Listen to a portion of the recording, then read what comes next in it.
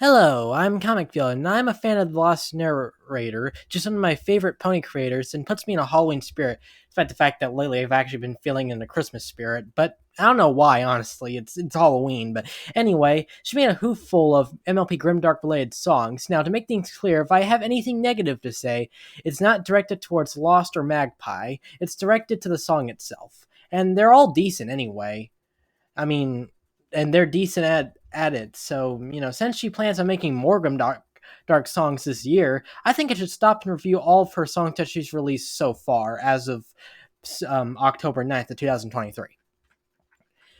Cupcakes and Rainbows. This is a pretty good start. While I'm not a big cupcakes person, honestly, I can put that aside to listen to some bangers. The instrumental is just badass and whips up a booming beat. The lyrics are fitting for their roles, and simply put, I think the artwork used in the video itself is badass as well. It is interesting to note that this is on Magpie's channel, not Lost's like the others. Not sure why, but still, 9 out of 10. Little Miss Rarity. This one is quite sinister in nature, as is the original Tumblr blog. I like how the song makes Little Miss Rarity sound seductive, but it's not like sexually explicit like some of the other earlier stuff in Little Miss Rarity.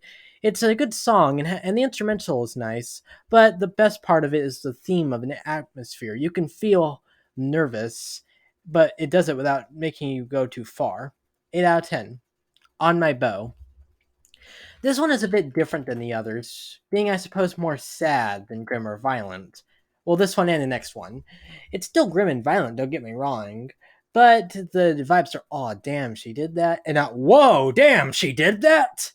Nonetheless, it's a decent song. The strings bring a different type of horror vibe. Something like Phantom of the Opera or something like that. Gives me the vibes of an old horror movie. I quite like it. 7 out of 10. Discord's Puppet. Damn it, the last one gave sad vibes, and this one is just straight up depressing.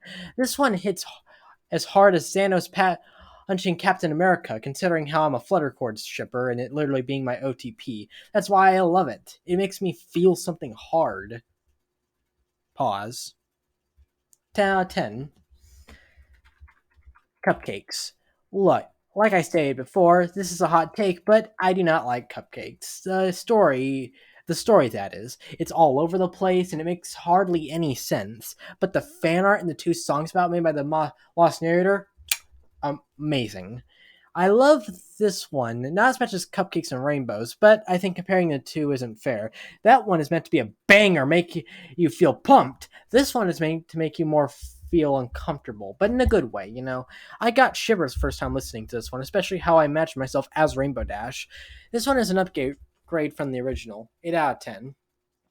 Forever Lost. I love this one because it feels like it could be a channel trailer to the Lost Soul channel. It gives a good feeling of what you get into when watching Lost Narrator, whether it be a song or a story. It's a good description of her OC as well, Curse Word, one of my favorite fandom OCs. Magpie's vocals are cool also, even if most of them are just uh-huh. But hey, she was a good addition anyway. 9 out of 10. Fluttershy's music box. If I'm being honest, I haven't actually read Silent Ponyville, so I'm not entirely sure what the context behind the song is. However, I still like the song anyway. It makes you feel bad for Fluttershy and makes you want to hug your Fluttershy plushie. I like the song despite not knowing the context, and I probably should read Silent Ponyville if it equates to the song. 8 out of 10. A Flight That Never Comes.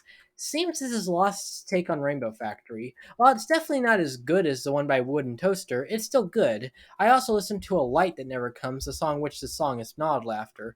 It was decent, but obviously I have a pony bias. It follows the story's factory part really well, in my opinion, going from Orion's death to Aurora Dawn's, and then in the end, Scootaloo just disappears, implying Scootaloo's death. I quite enjoy this one, and I like the beat. Heavy 7 out of 10, but leaning on 8, but I'll keep it at 7. Apple Sleep Experiment. I love Southern music. It's probably a bias since I am from the South, even though I don't really enjoy living in Florida, but whatever. So this horror take on this other music is pretty awesome in my opinion. Applejack is so pissed off, and it makes sense if you read the story of the same name, Apple Sleep Experiment. And that's a part of what makes the song scary. It's since the song shows nothing but Applejack and her unrelenting rage as she's shouting at you, who I assume you represent Filthy Rich. I'm gonna give it a 9 out of 10, leaning on a 5, but I'll leave it at a not leaning on a 5, leaving on a 10, but I'll leave it at a 9. Munster. I love the vampire vinyl dynamic. It adds a sense of mystery to her character, being this vampire that disguises herself as a normal DJ pony, which she kind of is, and it's interesting. The techno instrumental of the song is awesome as well. This ends up the video with an 8 out of 10. And here's the final ranking. In conclusion, Lost, keep making these songs. They're awesome. I don't really have any more real critiques to make about you in general. Just make more songs like these. That's all I gotta say. See y'all later. Subscribe for more horse.